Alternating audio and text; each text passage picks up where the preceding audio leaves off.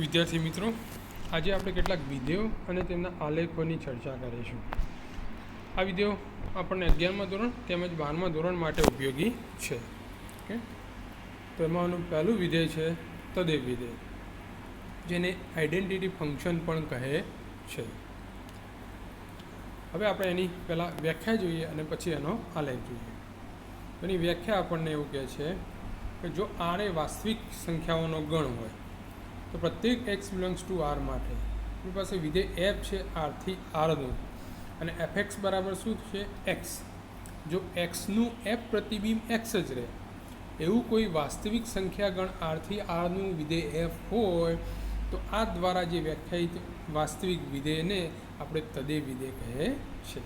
Okay, ફરીથી R એ વાસ્તવિક સંખ્યા ગણ છે તો પ્રત્યેક એક્સ બિલોંગ્સ ટુ આર માટે એફ આરથી આરનું એવું વિધેય છે કે જેથી એક્સનું એફ પ્રતિબિંબ એક્સ જ છે, મીન્સ એફ એક્સ બરાબર એક્સ થાય. તો આ દ્વારા વ્યાખ્યાયિત વિધેયને તદેવ વિધેય કહે છે, આઈડેન્ટિટી ફંક્શન કહે છે. હવે આ વિધેય એફનો પ્રદેશ તો આર છે જ, એ આપણને આપેલું જ છે. કે હવે દરેક એક્સનું પ્રતિબિંબ આપણને એક્સ જ મળે છે, આથી સહપ્રદેશમાં બધા જ એક્સ આવી જશે, આથી એનો વિસ્તાર પણ શું થવાનો, આરસ થવાનો. સમજે? તો આઈડેન્ટિટી ફંક્શનનો અહીંયા પ્રદેશ શું છે, અહીંયા આરથી આરનું છે એટલે પ્રદેશ પણ આ, વિસ્તાર પણ આ. પણ જો આઈડેન્ટિટી ફંક્શન કોઈ બીજા ગણ ઉપર વ્યાખ્યાયિત હોય, એથી એ ઉપર હોય તદેવ વિધેય, તો એનો પ્રદેશ પણ એ થાય અને વિસ્તાર પણ એ થાય. ઓકે, તો ક્યાં વ્યાખ્યાયિત છે તદેવ વિધેય એ મુજબ એનો પ્રદેશ અને વિસ્તાર બદલાતો જાય. હવે આપણે એના આલેખની વાત કરીએ જે બાજુમાં દોરેલો છે. હવે આલેખની વાત કરીએ તો આપણને અહીંયા શું કીધું છે, એક્સનું એફ પ્રતિબિંબ એક્સ જ થાય છે, તો ઝીરોનું એફ પ્રતિબિંબ શું થાય, એફ ઝીરો ઝીરો જ થશે. હવે આપણે આ એફ એક્સને વાય કહીએ છીએ, એટલે જે એક્સ મૂકીએ એની આપણને જે એફ કિંમત મળે એ વાય થશે. તો એફ ઝીરો શું થાય, ઝીરો. તો એક્સની કિંમત ઝીરો ત્યારે વાય પણ ઝીરો, તો ઉગમ બિંદુ થશે. હવે એક્સ વન લઈએ તો ટુ લઈએ ધારો કે, ચલો તો એક્સની ટુ કિંમત માટે એફ ટુ આપણને શું થાય, ટુ જ થાય છે, મીન્સ વાય પણ ટુ થશે, એટલે અહીં બિંદુ આવશે, અહીંયા આવશે. હવે થ્રીનું પ્રતિબિંબ એફ થ્રી થ્રી જ થાય એટલે વાય ત્રણ થશે.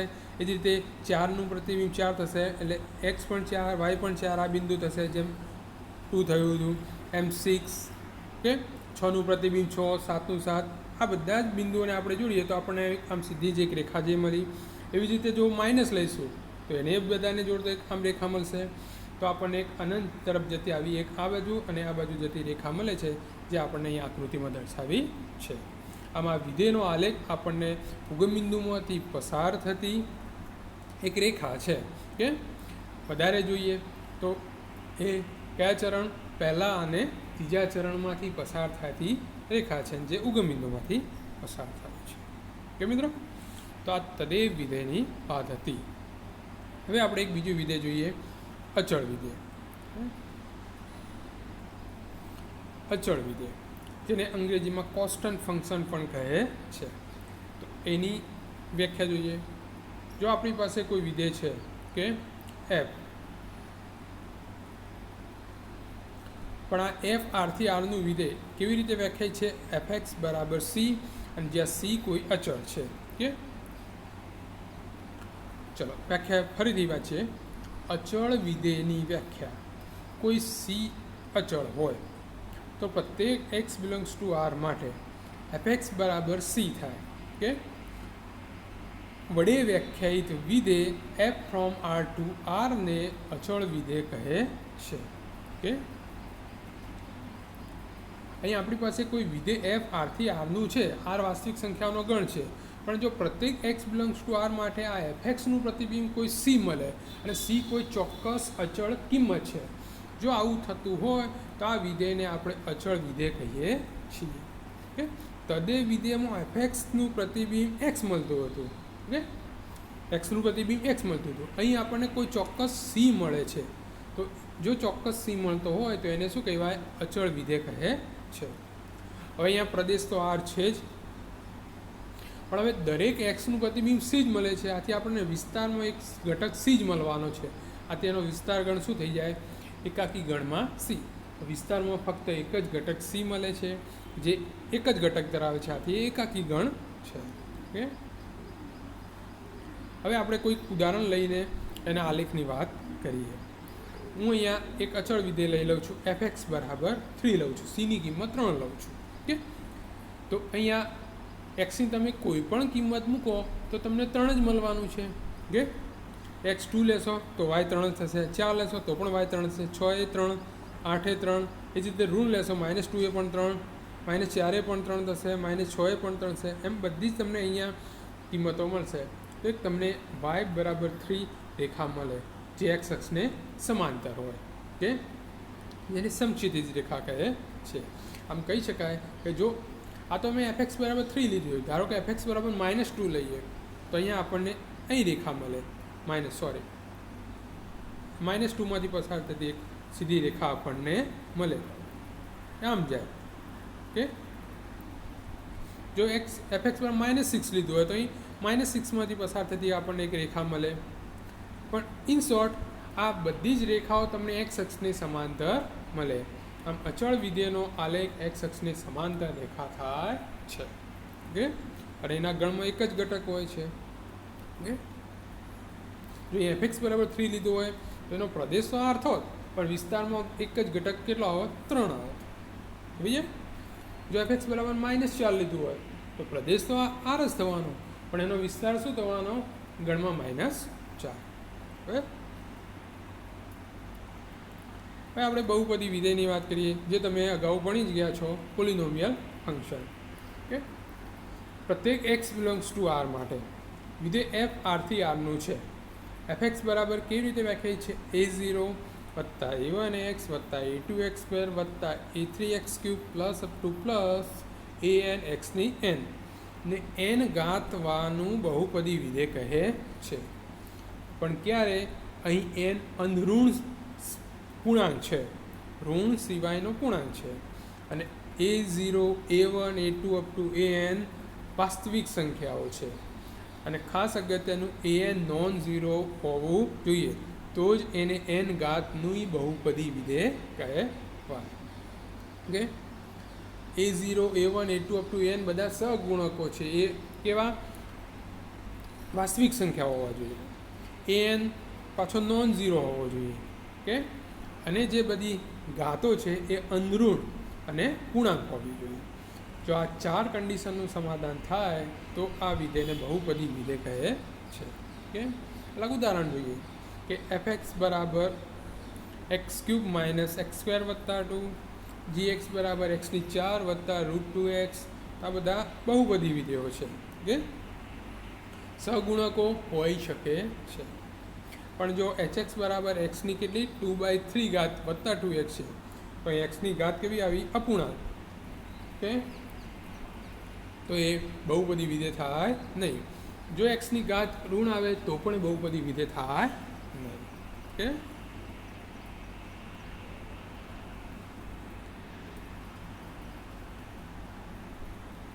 એક ઉદાહરણ છે એની વાત કરીએ આપણે કે આપણી પાસે અહીંયા છે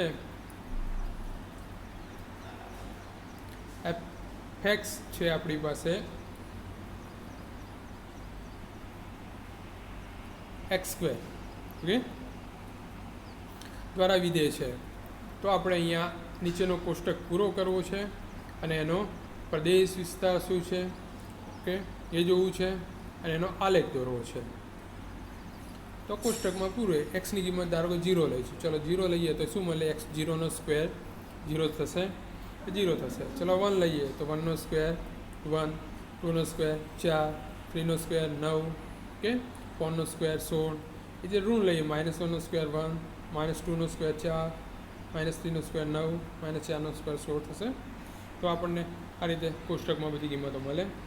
હવે જે આપણને x માટે કિંમતો મળી x² એ આપણે y કહીએ છીએ. ઓકે, તો એક્સની 0 કિંમત માટે y0 આવ્યો, 1 માટે y1 આવે છે. તો એ બધી કિંમતો અહીંયા સંખ્યા ઓકે આલેખ ઉપર આપણે ડ્રો કરીએ. ઓકે, તો 1 માટે 1 મળે છે, 2 માટે શું મળે? 4 મળે છે, મળે છે ને. 2 માટે 4, પછી 4 માટે 16 થાય ને, વર્ગ છે. એ જ રીતે -2 માટે 4, -4 માટે 16. આ બધાને જોડી નાખીએ, ઓકે, કારણ કે અહીંયા વાસ્તવિક સંખ્યા ગણ આર છે એટલા માટે. તો આપણને એક આખો આવો કર્વ જેવો ગ્રાફ મળે છે જે ઉગમ બિંદુમાંથી પસાર થાય, ઓકે. તો આવો આપણને આલેખ મળે છે.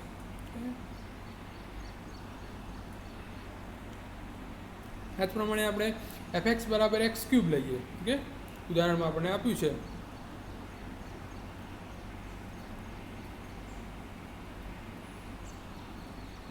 ઓકે, એનો આલેખની વાત કરીએ તો એ જ મુજબ ચલો 0 માટે f0, 0 cube 0, f1 1, f -1 -1, f2 8 થશે, f -2 -2 ક્યુબ થાય ને તો -8. આ જ રીતે 3 ને -3 માટે મળે. તો આ દરેક કિંમતો માટે આપણે ચલો x ની 0 માટે y 0 એટલે ઉગમ બિંદુ થશે. ચલો 1 લઈએ તો y પણ 1 થશે. 2 માટે શું હતો 8 હતો, તો x2 લઈએ તો y 8 થાય છે આપણને, ठीक है. એ જ રીતે -2 તમે લો તો આપણને શું મળે -8 મળે છે નીચે, ઓકે. એ જ રીતે -3 લઈએ કે તો 27 થશે માઇનસ નીચે. તો આપણને બધા પોઈન્ટને જોડો તો ગ્રાફ આપણને આકૃતિમાં દર્શાવવા મુજબનું મળે છે.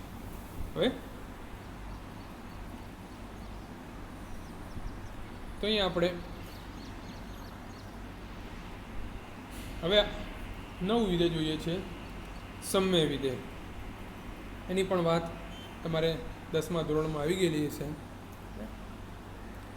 તો આપણી પાસે બે વિધેય છે, fx અને gx, okay. gx non zero છે, કેવું નોન ઝીરો હોય તેવા પ્રદેશમાં વ્યાખ્યાયિત બહુપદી વિધેય fx અને gx માટે fx ભાગ્યા gx ને સમય વિધેય કહે છે. ઇન શોર્ટ બે બહુપદી વિધેયોનો ભાગાકાર સમય વિધેય બને, પણ ક્યારે છેદમાં જે બહુપદી આવે છે એ નોન ઝીરો રહેવી જોઈએ. અહીંયા gx છે એ નોન ઝીરો છે, તો આવું જે વિધેય બને છે એને શું કહીએ છીએ સમય વિધેય કહે છે. તો હવે એ ઉદાહરણમાં એક 1/x છે આપણી પાસે fx બરાબર, તો અંશમાં આપણી પાસે જે વિધેય છે અચળ વિધેય છે, ઓકે, અને છેદમાં fx બરાબર x છે. તો આપણે એનો આલેખ દોરવાની વાત છે કે જે અગાઉ આપણે કામ કર્યું એ મુજબ કરીને જોઈ શકાય.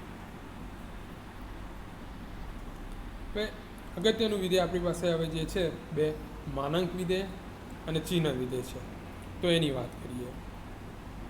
ચલો માનાંક વિધેય, કે આ વિધેય અગત્યનું આપણા માટે છે, જેને મોડ્યુલ ફંક્શન પણ કહે છે, મોડ્યુલસ ફંક્શન. પ્રત્યેક x બિલોંગ્સ ટુ r માટે વિધેય f from r to r fx બરાબર માનાંક x, શું કહે છે માનાંક x થી વ્યાખ્યાયિત થતું હોય તેવા વિધેયને માનાંક વિધેય કહે છે. એ પ્રત્યેક અંદરૂણ x માટે fxનું મૂલ્ય x બરાબર જ થાય છે અને પ્રત્યેક ઋણ માટે fxનું મૂલ્ય -x થાય, ઓકે. તો આપણે આને માનાંક વિધેય કહીએ છીએ. તો એની વ્યાખ્યા આપણને આ રીતે બે મળે. fx બરાબર x લેવાનું ક્યારે, જ્યારે xની કિંમત ધન હોય કાં તો 0 હોય ત્યારે fxની કિંમત x જ મળે. જેમ કે f2 2 જ મળે, કારણ કે f2 ધન થયો, f3 ધન જ છે, f0 0 જ થાય. પણ જ્યારે x ઋણ હશે ત્યારે fx શું આવશે -x આવશે. ધારો કે મારે f -2ની કિંમત શોધવી છે, -2નું f પ્રતિબિંબ શોધવું છે, તો f -2 થયું, તો એ -2 એટલે કેટલી થશે 2 થશે. જ્યારે x પોતે ઋણ હોય તો એને વધારાનું માઇનસ મળે એટલે શું થઈ જાય ધન થઈ જાય. આમ માનાંક વિધેય તમે કોઈ પણ સંખ્યાનું માન શોધો એ હંમેશા ધન જ હોય એવું બતાવે છે. હવે આ એની વ્યાખ્યા છે જેને આપણે યાદ રાખીશું, પાછળ પણ આપણને એનો અવારનવાર ઉપયોગ આવશે. ઓકે. હવે એના આલેખની વાત કરીએ તો આપણે જોયું કોઈ પણ ધન સંખ્યા લઈએ, ઓકે, તો fxનું પ્રતિબિંબ x જ થાય છે, xનું પ્રતિબિંબ x, ઓકે, કે જે તદ વિધેય થઈ જાય, ઓકે, ક્યારે x ધન હોય તો અહીં 0 થી ધન માટે બધી આપણને જે રેખા દોરતા હતા એ મુજબનું થશે. પણ x ઋણ લઈએ -2નું પ્રતિબિંબ 2 થઈ જાય, -3નું 3 થઈ જાય, કારણ કે ધન કરવાનું છે ને, -4નું પણ ધન થશે એટલે -2નું 2 થાય, -4નું 4, -6નું 6, એટલે બધાના ધન થશે. એ વખત આપણને આમ એક કિરણ મળશે. એમ જ્યારે એક્સ ધન હશે ત્યારે પહેલા ચરણમાં આપણને અહીંથી ઉગમ બિંદુથી એક કિરણ મળે છે. એક્સ ઋણ હશે ત્યારે બીજા ચરણમાં એક અહીંથી આમ કિરણ મળે છે. ઓકે, તો કહી શકાય કે માનાંક વિધેયનો આલેખ કેવો છે? આમ વી શેપમાં છે. મીન્સ બે કિરણ નીકળે છે, એક પહેલા ચરણમાં જાય છે ને એક બીજા ચરણમાં. એને કિરણ યુગ્મ પણ કહે છે. હવે એના વિસ્તારની વાત કરીએ તો એનો વિસ્તાર જો ધન જ મળે છે એટલે આર પ્લસ યુનિયન 0 થાય. 0 અને બધી જ ધન વાસ્તવિક સંખ્યાઓ મળે. હવે આથી એનો વિસ્તાર શું થશે? આર પ્લસ ઓકે ઓકે અને યુનિયન 0 આવે. ઓકે 0 આવે તો વિસ્તાર તમને મળે છે.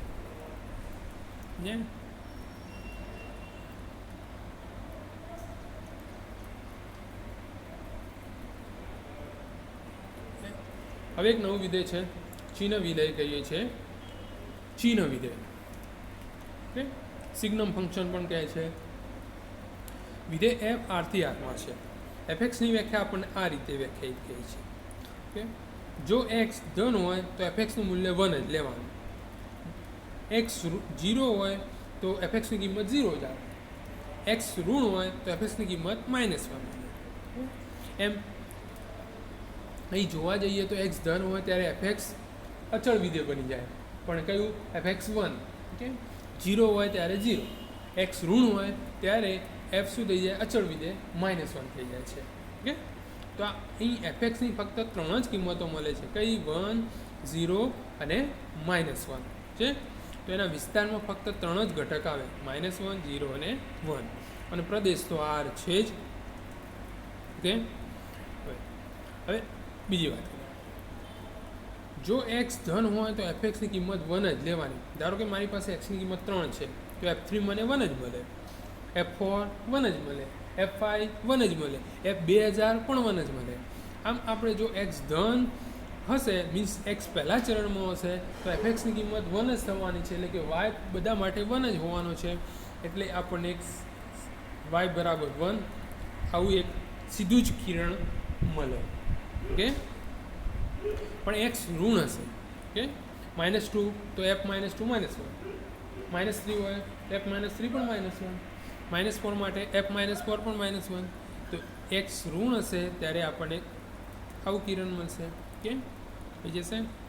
અને એક્ઝેક્ટ 0 માટે 0 કિંમત મળે છે એટલે અહીં ઉગમ બિંદુ આવશે. ઓકે, તો એનો આલેખ થશે. ઓકે, એનો પ્રદેશ તો આર છે. વિસ્તારમાં 3 જ ઘટકો મળે છે, 1, 0 અને -1. એ વિસ્તાર થઈ જશે. તો આપણી પાસે આ ચિહ્ન વિધેય. હવે આપણે મહત્તમ પૂર્ણાંક વિધેયની વાત કરીએ છીએ, ગ્રેટેસ્ટ ઇન્ટીજર ફંક્શન. વિધેય એફ છે આરથી આરનું. એફએક્સ બરાબર બોક્સ એક્સ. ઓકે, આ છે. આ જે છે એ આપણને મહત્તમ પૂર્ણાંક વિધેય કે ગ્રેટેસ્ટ ઇન્ટીજર ફંક્શન દર્શાવે છે.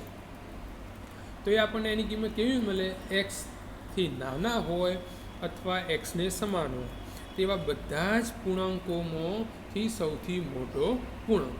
ઓકે, તો એ આપણને આ બોક્સ એક્સની મીન્સ એફએક્સની મીન્સ મહત્તમ પૂર્ણાંક વિધેયની કિંમત આપે છે. તો એ વિધેયને શું કહે છે? મહત્તમ પૂર્ણાંક વિધેય. ઓકે, આપે છે. બોક્સ એક્સની વ્યાખ્યા ઉપરથી આપણને આ સ્પષ્ટ થાય. આપણને કોઈની બોક્સ કિંમત શોધવાની કીધી છે તો એને આપણે સંખ્યા રેખા પર મૂકવાનું. એ અને એથી નાના જેટલા પૂર્ણાંકો છે એમાંનો સૌથી મોટો પૂર્ણાંક આપણે લઈ લેવાનો. ધારો કે મારે 1.2 છે,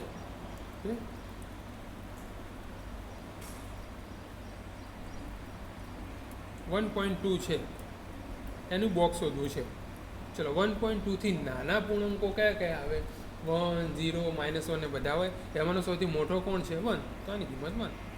1.3 લઉં તો એનાથી નાનામાં પણ 1 આવશે, 0 આવશે, -1 ને બધા આવશે. પણ એમાં એ બધા જ પૂર્ણાંકોમાંનો સૌથી મોટો પૂર્ણાંક કયો? 1. તો એની પણ 1.3ની પણ 1 જ આવશે. હવે થઈ જાય. પણ હવે ધારો કે હું વનનું પૂર્ણાંક બોક્સ વિધેય શોધવા જાઉં તો 1 અને 1થી નાના, તો 1 તો છે જ, એથી નાનામાં કોણ આવે? 0 -1 આવે, એમાંનો સૌથી મોટો પૂર્ણાંક 1 જ આવે. હવે એટલે ખાસ એ ધ્યાન રાખવાનું, જ્યારે આપણે એક્સ પોતે પૂર્ણાંક હશે ત્યારે એની બોક્સ વિધેય એ જ મળે. ઓકે, 1નું બોક્સ 1 જ થાય, ઓકે, 3નું પણ 3 જ થાય, 7નું 7 જ થાય.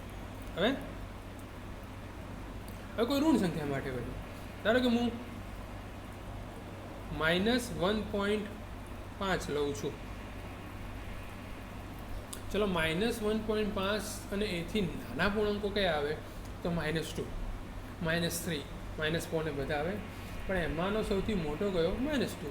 તો આની કિંમત આવે આપણી પાસે -2.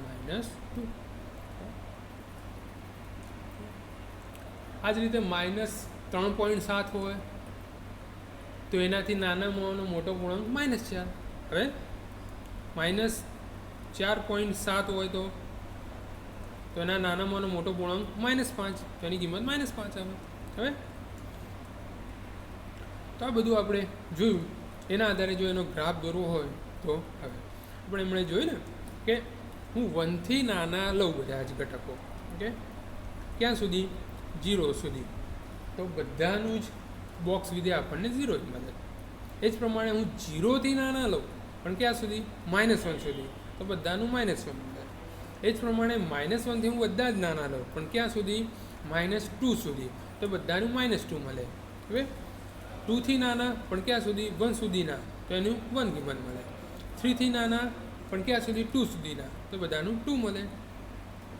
આ બધાની જો આપણે અહીંયા કિંમતો દર્શાવીએ તો આપણને આકૃતિમાં આવો ગ્રાફ જે દર્શાવે છે એવા મળે. મીન્સ આપણને અહીંયા પગથિયા ટાઈપનો આલેખ મળે. ઘણીવાર આને સ્ટેપ ફંક્શન પણ કહે છે કે સીડીઓ બને છે. તો આ મહત્તમ પૂર્ણાંક વિધેય છે.